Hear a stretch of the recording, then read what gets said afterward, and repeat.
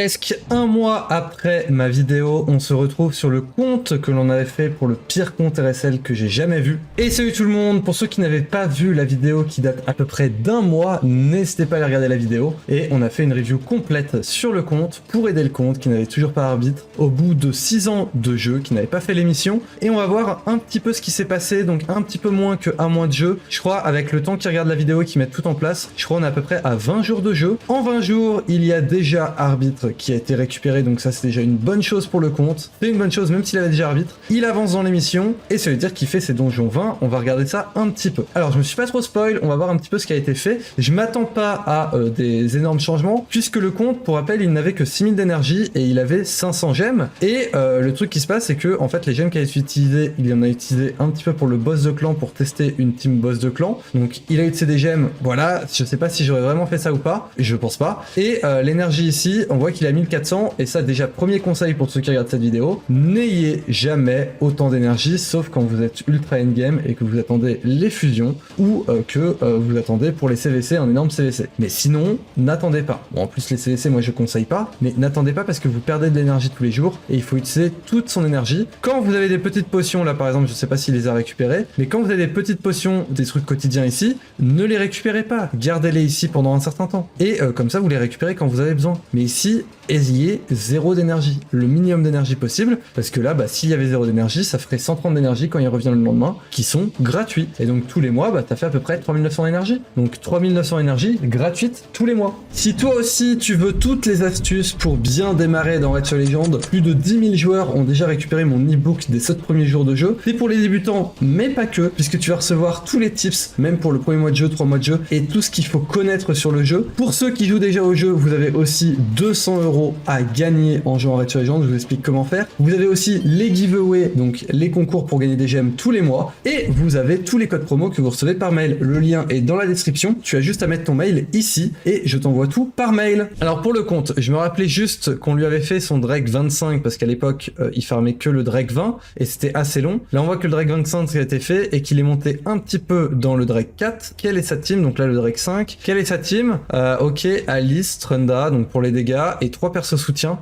Les combats vont être assez longs et personnellement, moi il y a déjà un champion que je vois ici. Je sais pas si on l'avait à l'époque lors de la review, mais voilà. Moi, quand je vois ça, il y a une prophétesse. Je pense que ça serait la priorité, ça serait de monter prophétesse pour pouvoir faire les vagues le plus vite possible. Et ensuite, pour le boss, on a ici un petit ninja, on a du Calvalax, on a une Mitrala, un Mitrala qui est quand même excellente. Donc je pense que le boss ici, le dragon, ça ne serait pas du tout un problème. Il faudrait juste une prophétesse. Malheureusement sur le compte, il n'y a pas encore de Lydia. Donc qui dit pas de Lydia dit pas de break def affaiblissement. Après il y a quand même un seigneur tombeau qui permet de mettre un break def, qui permet aussi de mettre des poisons sur les vagues. Donc je pense clairement qu'il y aurait des choses à faire. Là je vois qu'il y a une seconde arbitre qui a été montée, ici. Personnellement je pense que avoir récupéré l'arbitre et de monter elle, ce n'était pas la priorité non plus. Le but, sachant que vu qu'on a déjà une arbitre, avoir 2 arbitres c'est que quand on fait de l'arène et encore. Personnellement sur ce compte, pour moi la priorité c'est de farmer le plus haut niveau. Donc là ça serait de farmer le Drake 10 et de farmer le Drake 10 pendant 2 mois. Mais quand je dis 2 mois, c'est qu'on ne fait rien d'autre à part farmer du dragon. Là, le compte, il a 6 ans. Il a 6 ans, il est clairement en retard.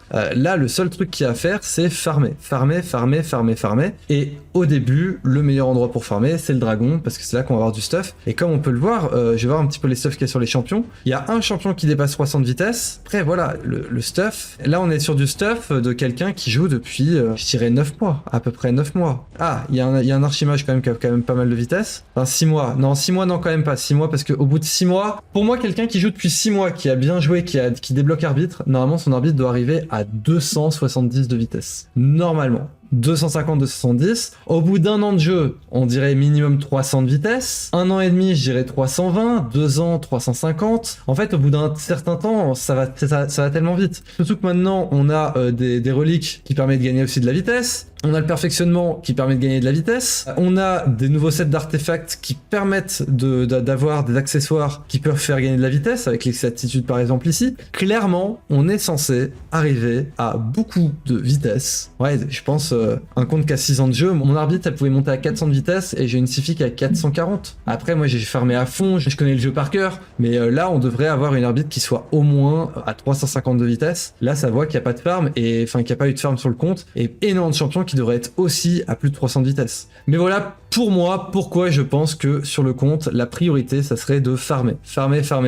et farmer le dragon. Quand on aura farmé le dragon, ça permettra du coup, ici je vois qu'il a fait le golem de glace pour l'émission d'arbitre, donc avec la team que j'avais fait. Ouais, en plus je crois que c'était cette team là que j'avais fait. Le truc c'est qu'il a un Artak, et donc quand il aura bien farmé, il pourra aller faire du chevalier de feu, et il pourra bien stuffer un Artak, et l'Artak, pour rappel j'ai fait une vidéo complète, Artak peut soloter avec de la food le golem 10 hard. Donc ça peut être aussi un truc. Après je conseille pas de farmer le golem de glace, donc c'est pas la priorité pour lui, ça sera pas du tout la priorité pour lui, mais clairement il a un Artak, et donc le golem de glace ça sera faisable. Pour l'araignée, donc là pour l'araignée on a vu qu'il a fait ici les combats pour arbitre, donc ça se voit qu'il ne va pas farmer l'araignée, hein, parce que 11 minutes 50, 255 tours, ça se voit que ça farme pas l'araignée, mais au moins ce qui est bien, c'est que ça fait l'araignée. Pour ta team ici, bon, il y a plein de trucs qui va pas, clairement il y a plein de trucs qui va pas, mais au moins ça montre qu'il a compris et qu'il a réussi à passer l'araignée avec sa team.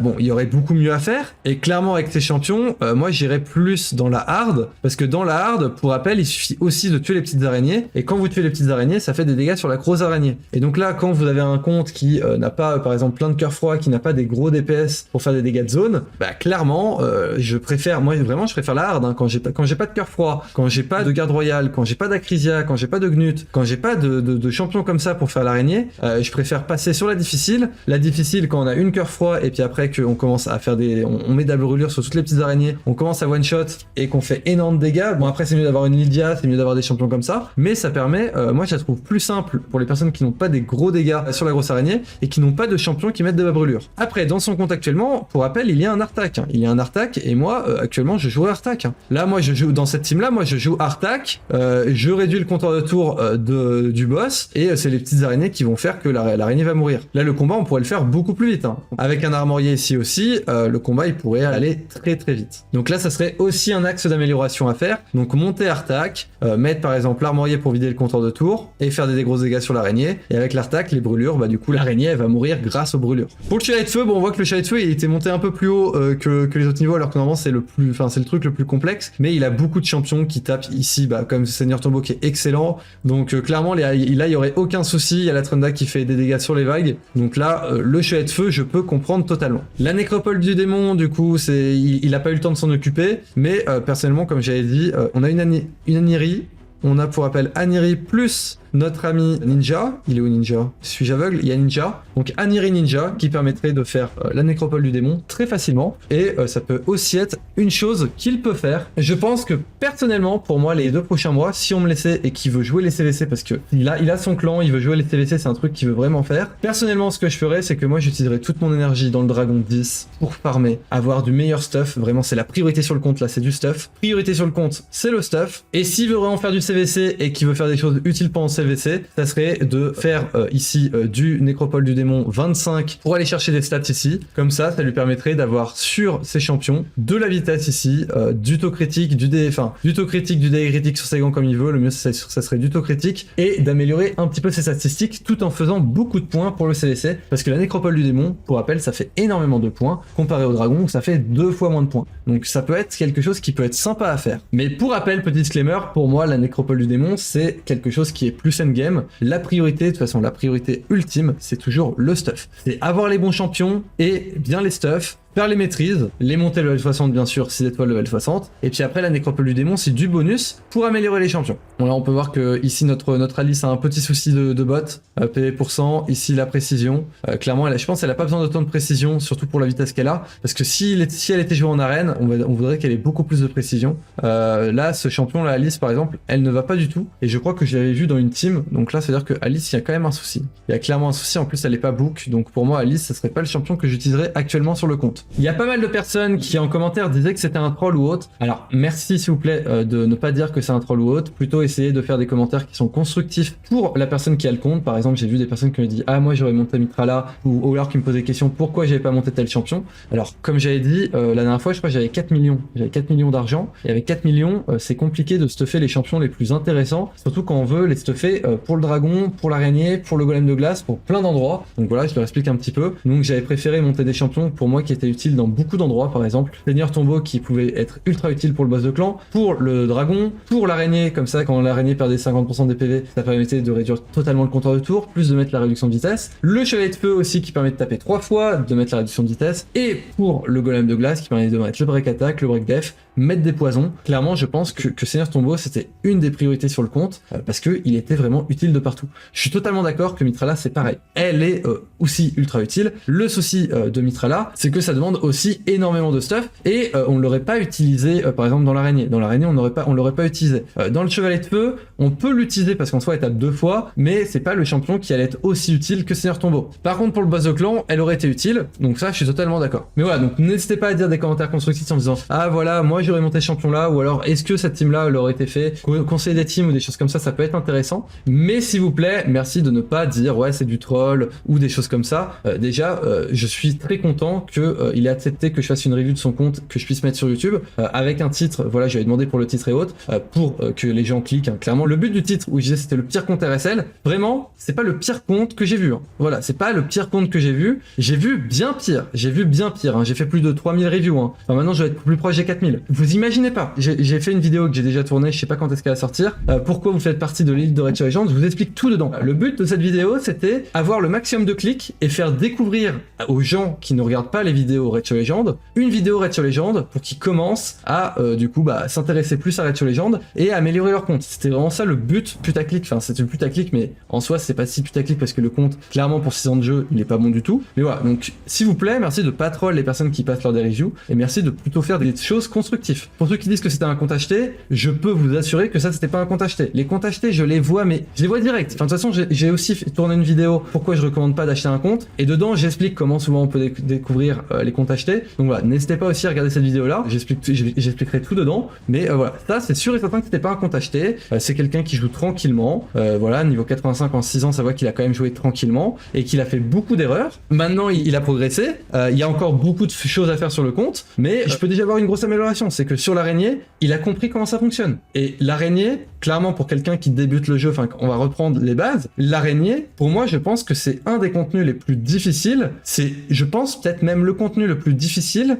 je réfléchis en même temps, ouais c'est ça quand on commence le jeu. Quand on commence le jeu ça va être là où on va commencer à bloquer vraiment, ça va être l'araignée et le chevalier de feu, parce que c'est deux techniques totalement différentes et il faut comprendre le boss. Voilà, c'est pour moi je pense que c'est les deux boss où il faut réfléchir à comment faire pour pouvoir le battre. N'hésitez pas à me dire en commentaire ce que vous en pensez, mais je pense que c'est surtout là où il faut vraiment réfléchir aux techniques. Le dragon, encore c'est simple, parce qu'on commence avec un KL, donc KL quand on va monter le compte, il va avoir du poison, donc on va quand même réussir à la passer. Après il faut juste pouvoir mettre du poison sur le boss, il faut juste faire des dégâts sur le boss. Après oui, c'est quand même une technique, enfin faut quand même lire pour comprendre les techniques, mais l'araignée c'est quand même un niveau au-dessus. Personnellement c'est ce que je trouve, pour quelqu'un qui débute, c'est surtout là où il va y avoir des gros soucis. Alors pour le boss de clan, il n'a pas changé de clan et il a préféré recruter, et là par contre j'ai des choses à dire. C'est que il dit à son clan, voilà, tapez le cauchemar, tapez le brutal cauchemar tous les jours. C'est bien, mais personnellement, ici, petit bilout, Aria, Boottrap, ici, ok, Boottrap, bon, 2 clés, là, faudrait améliorer ou autre. Bon, on va pas parler, il y a plein de petites erreurs dans les teams et tout, on va pas parler de ça pour le moment. Mais ces personnes-là, ici, vous devez taper le normal, facile, enfin, vous devez daber votre boss de clan. Le but, c'est de taper votre boss. Vraiment, c'est un truc que je vais répéter tout le temps, vous êtes censé être dans un clan qui tape votre boss de clan. C'est-à-dire que là, si vous tapez le facile, vous devez avoir un clan qui fait tomber le facile. Si vous tapez le normal, vous devez avoir un clan qui fait tomber le normal. Quand vous tapez le difficile, vous devez avoir un clan qui tombe le difficile. Quand vous tapez le brutal, vous devez avoir un clan qui tombe le brutal. C'est une obligation. Ça, je ne changerai pas d'avis dessus. Dans le boss de clan, c'est le seul endroit assuré où il est gratuit d'avoir des éclats et d'avoir des livres. Si vous n'allez pas dans le clan qui tombe votre boss de clan, vous avez 2 fois moins de coffres. Si en plus de ça, ce clan-là vous demande de taper un donjon, enfin un boss, où vous n'arrivez même pas à avoir les premiers coffres, vous n'avez pas de coffre, et c'est-à-dire que vous n'avez aucune chance d'avoir des éclats et d'avoir des livres qui sont les ressources qui permettent d'améliorer vos champions et d'obtenir des champions. C'est-à-dire que si vous n'obtenez pas de nouveaux champions, vous n'allez pas pouvoir débloquer de nouveaux contenus qui demandent des nouveaux champions, par exemple l'araignée chevalier de feu, le dragon, le boss de clan, vous ne pouvez pas. Si vous n'avez pas de livre, vous ne pouvez pas améliorer vos champions, qui permet d'avoir des compétences, qui permet d'être sûr à 100%, de mettre des breaks défense, des breaks attaque, donc prendre moins de dégâts, faire plus de dégâts, de mettre plus de poison, donc faire de plus de dégâts, et de faire les sorts des tours -1, donc par exemple les cooldowns -1. Par exemple une Raglan ici qui est pas book, c'est tous les 3 tours, là c'est tous les 2 tours, ça change tout. Et donc c'est pour ça que ça je ne changerai pas d'avis, et personne ne me fera changer d'avis. Le clan est la chose la plus importante si vous voulez jouer free to play. Si vous voulez pas jouer free to play, quelqu'un pourrait rejoindre débutant ce clan-là, il dépense 1000 €, et là il va taper le brutal. S'il ne veut pas dépenser d'argent, il faut aller taper le facile, le normal, le difficile. Vous allez dans des clans qui font taper ces clans-là, et ensuite vous passez au clan supérieur qui tape le brutal et cauchemar. Et pour moi, le clan ici, ce qui se passe, c'est que Petit Bilou, Taria, Scarlett devrait aller dans un clan débutant, et ce clan-là devrait recruter des personnes qui vont taper le brutal et cauchemar. Là, pour la première fois hier, ils m'ont dit qu'ils ont tapé le cauchemar. Donc là, ça fait à peu près 20 jours après, on va dire à peu près 20 jours après que la personne à qui j'ai fait la review a commencé, et après il a dit aux membres de son clan, donc là ça peut faire à peu près 2 semaines, d'améliorer sa team pour taper le cauchemar. Ils ont fait tomber le cauchemar, donc déjà bravo à eux, voilà, donc c'est quelque chose, bravo. Donc j'espère que vous avez eu des premiers coffres, c'est là où j'espère qu'il y en a qui ont eu des éclats sacrés, des éclats néants, et que vous avez compris que là vous pouvez avoir des super choses. Après bon, sur 30 personnes, je pense pas que vous avez tous eu le coffre suprême, parce que la personne qui a eu le compte a fait cycler. Il a fait 130 millions de dégâts, et personnellement, moi, quand je vois cette team-là, ça ne va pas. Ça, c'est d'ailleurs un truc que je vais changer, c'est que en moyenne, il a fait 21 millions de dégâts par clé. Dans cette team-là, il y a 2 choses que j'aime bien. C'est que on a Chevalier Suprême ici qui permettent de mettre un break attack. On est à 100% de chance de mettre le break attack, mais c'est tous les 4 tours. Donc là, c'est déjà que là, malheureusement, on a un souci. Loki, personnellement, je le mettrai pas dedans. Donc Raglan qui permet d'augmenter le compteur de tours des alliés, ça c'est quelque chose qui est assez sympa. De réanimer, de retirer tous les debuffs. Pourquoi pas? Enfin, Raglan, ça peut être un bon choix. Arbitre, elle augmente le compteur de tours, elle peut raise, mais pour rappel, pour moi, quand on raise dans le boss de clan, c'est déjà trop tard, parce que le boss de clan, il augmente ses dégâts petit à petit, et en fait, quand il tue un ennemi, vous avez le raise, mais il va mourir le tour d'après dans tous les cas. Donc pour moi, le raise dans le boss de clan, ce n'est pas un beau choix. Ici, on a notre ami ninja, déjà mon ami ninja, moi je ferais ça, premier choix, mais ami ninja, pourquoi pas, très bon. Mais on n'a pas de poison, Donc personnellement, moi, il y a une team que je vais faire, on va lancer un combat juste pour voir ce que ça va donner. Moi, ce que je ferais, on peut garder ces 2 champions là, mais déjà Mithrala qui est un très très bon champion et qui permettra de mettre des poisons, qui permettra de retirer les debuffs.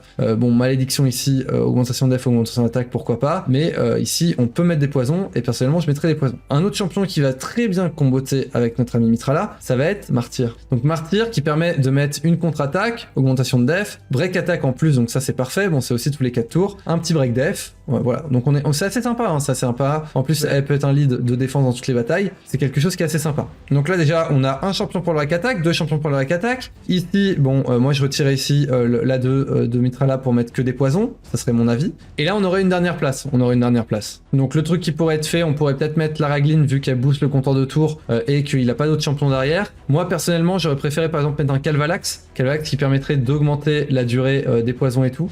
Bon il est pas book, hein. Malheureusement le souci c'est qu'il est pas book, mais je mettrais quand même le Calvalax. On pourrait augmenter aussi le lead vitesse ici, mais moi personnellement je ferais plus une team comme ça en mettant des poisons ici sur la Mithrala. Hop, donc par exemple si on fait ça, ici ce que je ferais c'est qu'on commencerait directement par mettre par l'ouverture ici. Ici, on mettrait le break attack. Bon, malheureusement, c'est tous les 4 tours, donc c'est-à-dire qu'on serait à peu près proche là des 4 tours. Le Suprême qui a 175 de vitesse. Le ninja, bien sûr, on met ça. Ici, moi, je vais pas utiliser la 2 ici, et en fait, j'ai préféré augmenter la durée des poisons. J'ai préféré qu'il fasse son 1 pour augmenter la durée des poisons. Et ici, la 3, je sais pas trop les dégâts qu'il va faire dessus. Ce sera un truc où je connais pas trop les dégâts de Calvalax. Là-dessus, je connais pas. Je ferai ça. Ici, Mithrala, je retirais pour pas qu'elle mette le malédiction, et à la place, l'augmentation de def, il y a déjà Martyr qui le fait, l'augmentation d'attaque, dans tous les cas, on fait pas trop de dégâts avec l'attaque, et ce serait surtout pour mettre des poisons ici. Donc moi je ferais ça, et on va lancer le combat pour voir combien on va faire. Juste en faisant cette modification là, on ferait combien de dégâts. Je vous laisse avec le combat, et on se retrouve par la suite.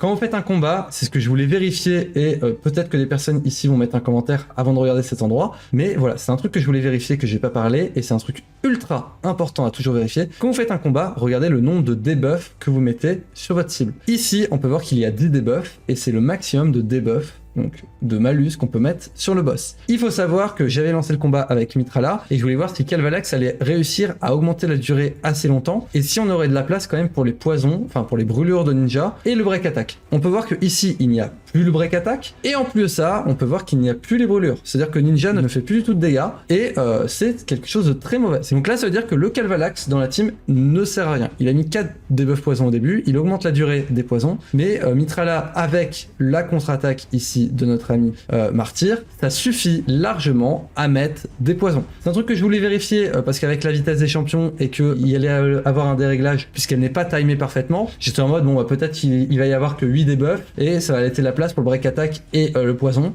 enfin la brûlure, mais c'est pas le cas. Donc là, cette team là, elle ne fonctionne pas parce que j'ai mis un champion qui augmente trop la durée des poisons ou alors qui met trop de poisons, donc le Calvalax on va retirer. Je vais continuer un petit peu le combat juste pour voir un petit peu. Là par exemple on pourrait voir que ça serait bon. Est-ce qu'il y aura le break attack ou pas? Mais dans tous les cas, je sais qu'on a beaucoup trop, malheureusement, de poison. On a beaucoup trop de poison. En plus, Ninja est mort. Donc, vu que Ninja est mort, bah, il peut pas rajouter ici les brûlures. Et donc, je pense qu'on va faire moins de dégâts. Faut savoir qu'il faisait à peu près, c'était 21 millions de dégâts avec la team d'avant. C'était en moyenne 21 millions de dégâts. Là, moi, ce que je vais faire, c'est que je vais rajouter des poisons dans cette team-là. Dans la team qu'il a fait, ça manque cruellement de poison. Voilà, c'est le gros souci. Ça manquait de poison.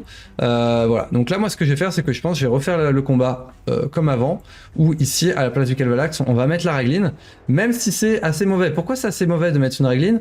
Parce que ici, on voudrait toujours que ça soit la martyre qui joue en dernier pour mettre le break attack, enfin la contre-attaque, et elle mettrait la contre-attaque toujours lors des attaques de zone.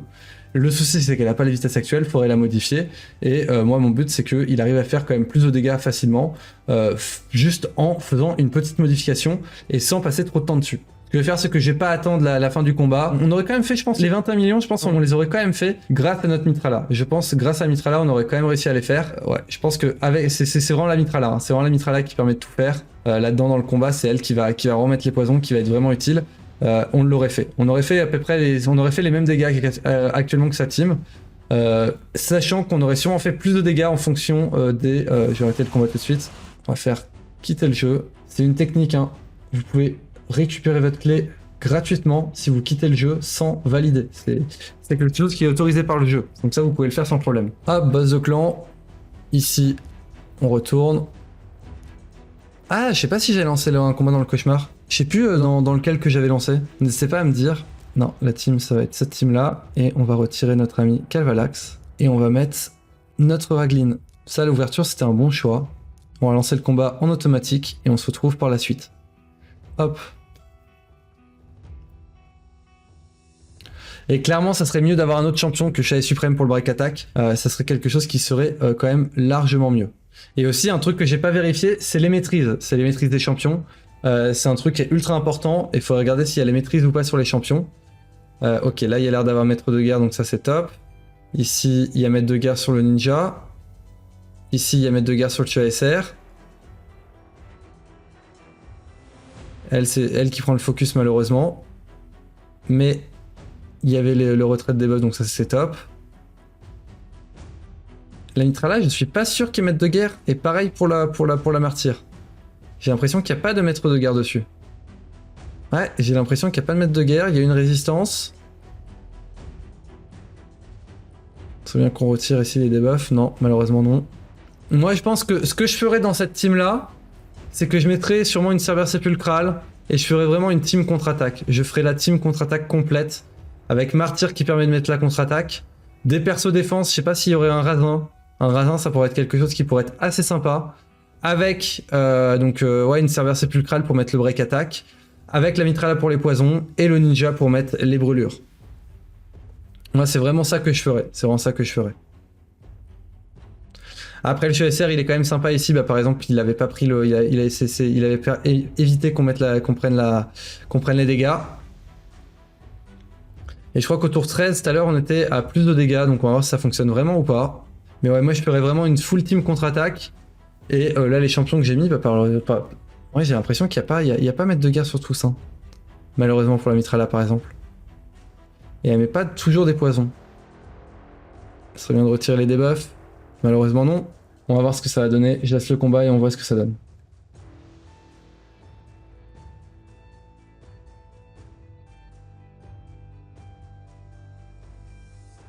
Donc personnellement, le combat, je suis vraiment pas fan. Je suis pas fan, on fait quand même plus de dégâts. Là, il faisait à peu près en moyenne 21 millions.